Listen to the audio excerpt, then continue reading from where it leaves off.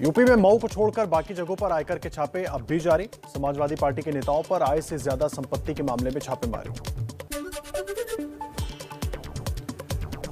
आयकर विभाग के छापों को लेकर बरसे अखिलेश यादव, कहा चुनाव में बीजेपी को हार का डर। जहां बीजेपी चुनाव हारती है वहां आईटी, ईडी और सीबीआई का इस्तेमाल करती है। आयकर के छापे के बाद लखनऊ में समाजवादी पार्टी के दफ्तर के बाहर लगी होर्डिंग्स, लिखा गया हमारे पास अखिलेश है, बीजेपी के पास इनकम टैक्स, सीबीआई और ईडी है।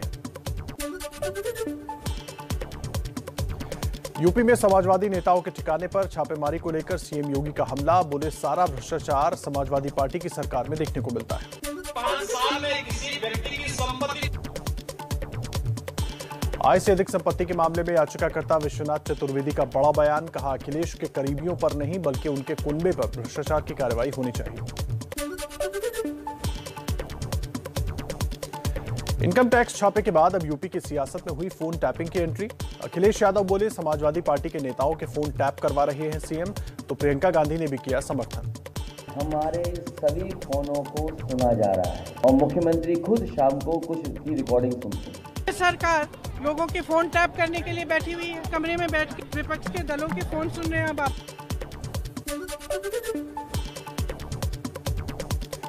राज्यसभा सांसद राकेश सिन्हा बोले चुनाव आते ही लड़ाई बढ़ जाती है, यह अनर्गल आरोप है, इसका जवाब सरकार देगी।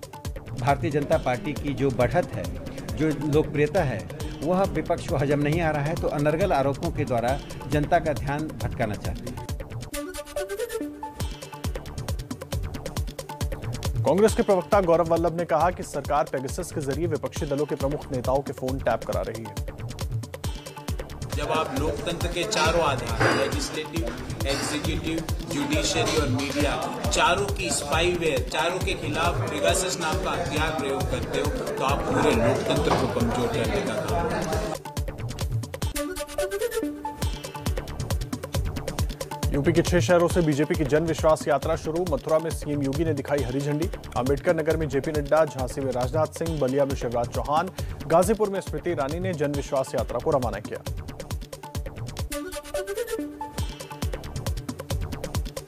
झांसी में रक्षा मंत्री राजनाथ सिंह ने सीएम योगी की जमकर तारीफ की, कहा योगी की इन स्विंगर और आउट स्विंगर गेंदों का सामना करने की हिम्मत किसी में नहीं है।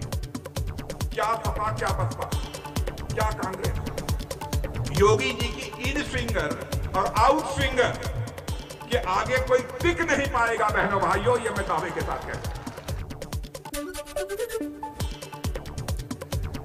बीजेपी ने फिर उठाया मथुरा कृष्ण जन्मभूमि का मुद्दा। सांसद साक्षी महाराज ने कहा हमारा पहले से ही नारा था राम कृष्ण विश्वनाथ तीनों लेंगे एक साथ। हम लोगों का पहला ही नारा था राम कृष्ण विश्वनाथ तीनों लेंगे एक साथ। हमने अयोध्या, मथुरा, काशी तीनों की बात की थी, कभी एक की बात नहीं की थी।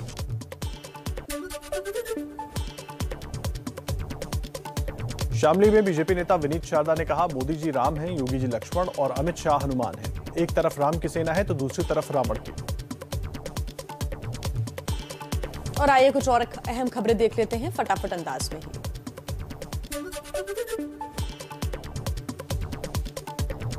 अमेठी के बाद कांग्रेस महासचिव प्रियंका गांधी ने रायबरेली में महिला शक्ति संवाद रैली में योगी सरकार पर साधा निशाना, कहा बीजेपी सरकार में महिलाओं के खिलाफ अपराध बढ़े हैं, उल्टा महिलाओं पर ही आरोप लगा दिए जाते हैं।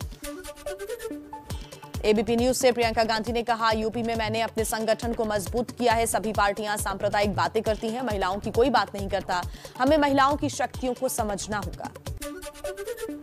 कांग्रेस नेता राहुल गांधी का बिना नाम लिए मोहन भागवत पर निशाना, कहा हिंदू मानते हैं कि हर व्यक्ति का डीएनए अलग होता है, हिंदुत्ववादी मानते हैं सभी का डीएनए समान होता है। ओम प्रकाश राजभर का संजय निषाद को एसपी के साथ आने का न्योता। एबीपी न्यूज से कहा बीजेपी ने आरक्षण पर निषाद समाज को धोखा दिया, संजय निषाद का पलटवार, बोले सत्ता के साथ रहने पर ही आरक्षण संभव।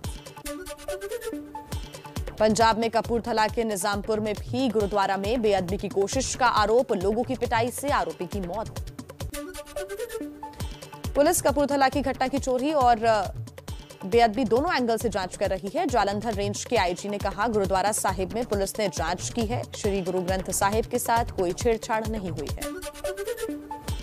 अमृतसर में बेअदबी के मामले के बाद सीएम चरणजीत सिंह चन्नी ने स्वर्ण मंदिर का दौरा किया। कहा, घटना की जितनी निंदा की जाए वो कम है। परसों बेअदबी के आरोपी की पीट कर हत्या कर दी गई थी। स्वर्ण मंदिर में बेअदबी की कोशिश के मामले में केस दर्ज। पंजाब सरकार ने जांच के लिए बनाई एसआईटी। 2 दिन में रिपोर्ट सौंपेगी एसआईटी।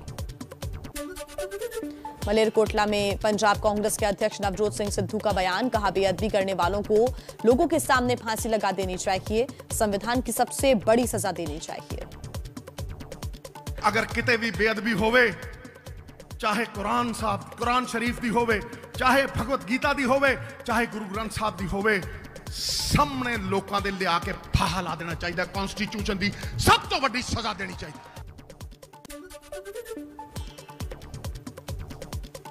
अमृतसर के श्री हरमिंदर साहिब में बेअदबी पर अकाली दल के नेता सुखबीर सिंह बादल बोले, यह सब कुछ सोची समझी साजिश के तहत हुआ है। सिख पंथ इसे कभी बर्दाश्त नहीं करेगा।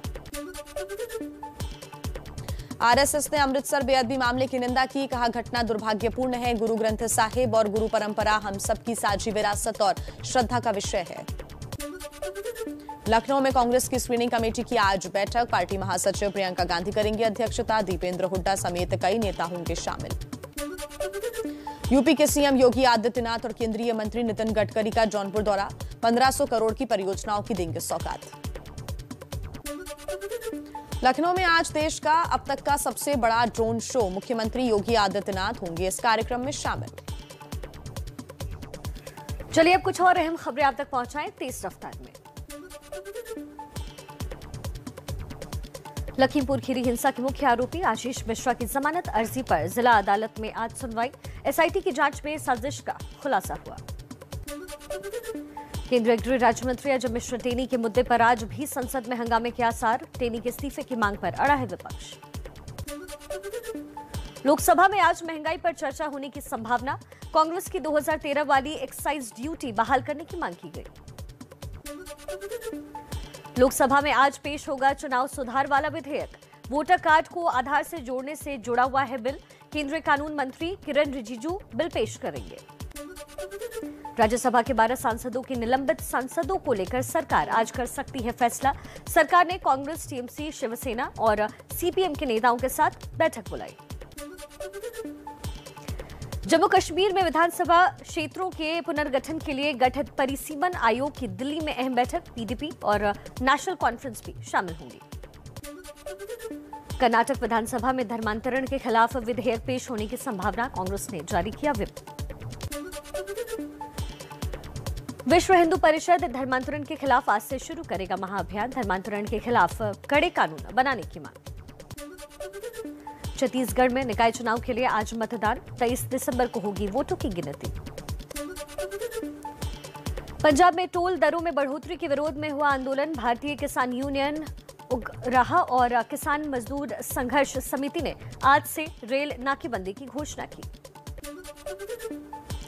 देश में ओमिक्रॉन के मरीजों का आंकड़ा 153 तक पहुंचा। महाराष्ट्र पहले और दिल्ली दूसरे नंबर पर।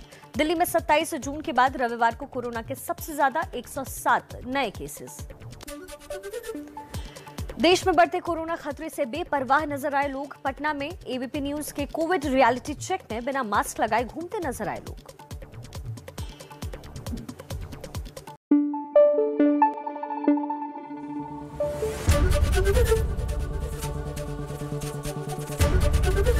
एबीपी न्यूज आपको रखे आगे।